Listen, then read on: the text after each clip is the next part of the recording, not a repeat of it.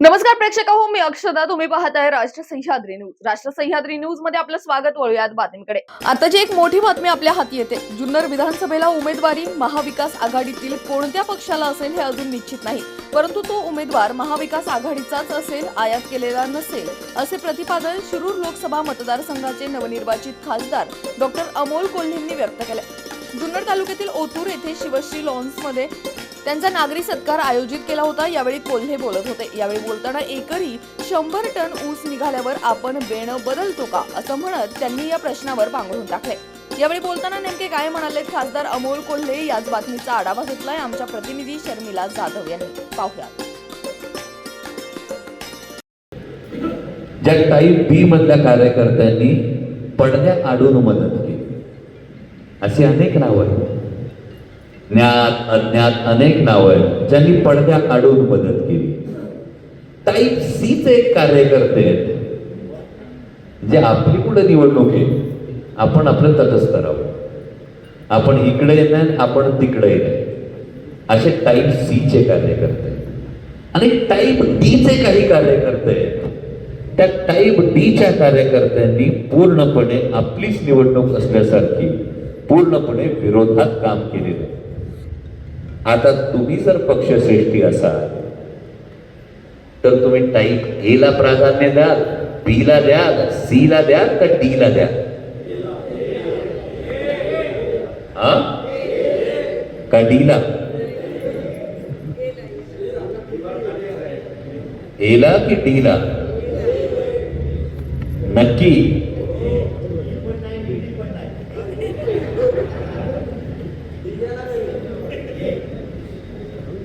मग या पद्धतीचं जेव्हा नॅरेटिव्ह पसरवलं जातं तेव्हा तुमचं माझं जर एकमत आहे, त्यामुळे याविषयी निर्धास्त रहा. महाविकास आघाडीचाच आयात नसलेलाच उमेदवार आणि तोच जुन्नर तालुक्याचा आमदार होणार. ही जेवढी तुमची जबाबदारी तेवढी माझी जबाबदारी, हे ठामपणे आता सांगून ठेवतो. पण हे करत असताना माझी सगळ्यांना विनंती, मोळीची गोष्ट लहानपणी आपण ऐकली होती. 51,300चं लीड एकट्या अमोल कोल्हेचं लीड नाही. 51,300चं लीड एका जिल्हा परिषद गटाचं लीड नाही. 51,300चं लीड हे आपलं महाविकास आघाडीचं लीड. हे महाविकास आघाडीचं लीड होत असताना, संपूर्ण राज्याचा विचार होत असताना, जागा कोणत्या पक्षाला जाणार अजून ठाऊक नाही. मगाशी बहुतेक सत्यशील दादा म्हणाले लवकर उमेदवार जाहीर करा. पण मी हीच विनंती करतो की जर मला अजून ठाऊकच नाहीये जागा कोणत्या पक्षाला जाणार, आग्रह प्रत्येकाचा आहे आणि तो प्रत्येकाचा असणं स्वाभाविक आहे. म्हणजे सिटिंग कॅन्डिडेट राष्ट्रवादी काँग्रेस पक्ष, शरदचंद्र पवार त्यांचे तुम्ही खासदार निवडून दिले. संघटनात्मक बांधणी शिवसेनेची तेवढीच मजबूत आहे, काँग्रेसची स्वतःची वेगळी ताकद आहे. त्यामुळे प्रत्येक पक्षाला ही जागा आपल्याकडे हवी हे वाटणं फार स्वाभाविक आहे. मी केवळ तालुक्याचं प्रतिनिधित्व करत असतो तर मी वेगळं बोललो असतो. पण जेव्हा तुम्ही महाराष्ट्राचं चित्र बघता तेव्हा एक गाठ सोडण्याच्या नादात तुम्हाला 15 गाठी मारायच्या नसतात, ही गोष्ट लक्षात येते. आणि म्हणून फार जबाबदारीनं आपल्याला पावलं टाकायची. ही जबाबदारीने पावलं टाकत असताना मग उमेदवार कोण, याचं आपलं उत्तर आहे महाविकास आघाडीचाच आयात नसलेला. मी पत्रकार बांधवांना थेट सांगतोय आणि त्यामुळे मी बंद दारानं बैठका करत नाही. कारण आयात उमेदवार करायचा असेल तर तो का करायचा याचं एक फार महत्वाचं उत्तर लागते. म्हणजे आपल्याला क्रिकेट आवडतंय, बरोबर कळलं सर? जर ओपनिंग बॅट्समन सेंचुरी मारत असतील तर इम्पॅक्ट प्लेअर घेतोय का मध्ये? मग जर आम्हाला 51,300चं लीड असेल तर आम्हाला गरज आहे का, हा पहिला प्रश्न येतो. आम्ही शेतकऱ्याची पोरं, जर ऊस एकरी 100 टन निघत असेल बेणं बदलतोय का?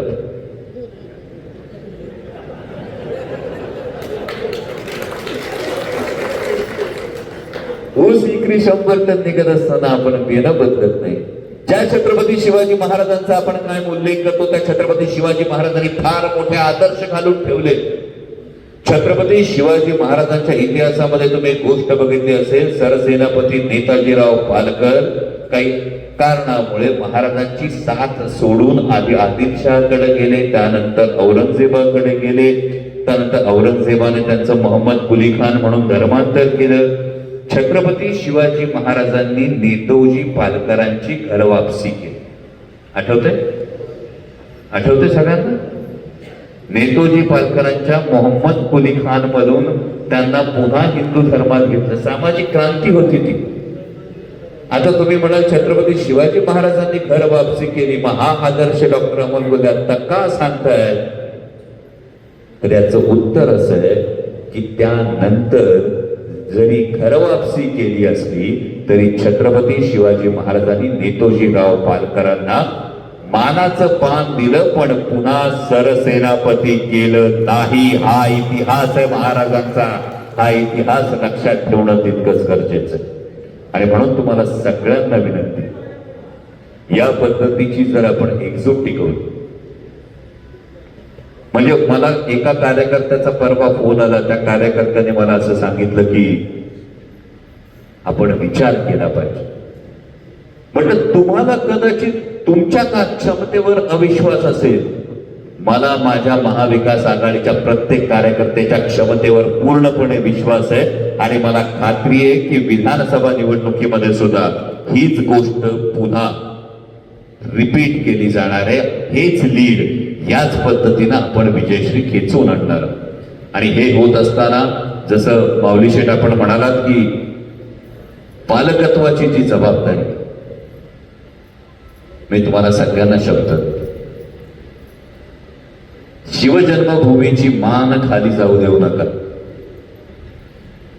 कारण तुम्ही त्या महायुतीच्या उमेदवाराच्या विरोधात लढणारा, ज्या महायुतीच्या सरकारने छत्रपती शिवाजी महाराजांची वागणूक सुद्धा केवळ प्रचारासाठी ती वागणूक अफजल खानाच्या वधात वापरली होती की नाही हे सुद्धा माहित नाही. आणि मात्र महाराष्ट्राच्या जनतेची फसवणूक ज्या सरकारने केली त्यांच्या उमेदवाराच्या विरोधात आपण लढणार आहोत. म्हणून तुम्हाला सांगतो की शिवजन्मभूमीची मान खाली जाऊ देऊ नका. माझा तुम्हाला शब्द आहे, जरी विधानसभेचं तिकीट हे कुठल्या तरी एकाच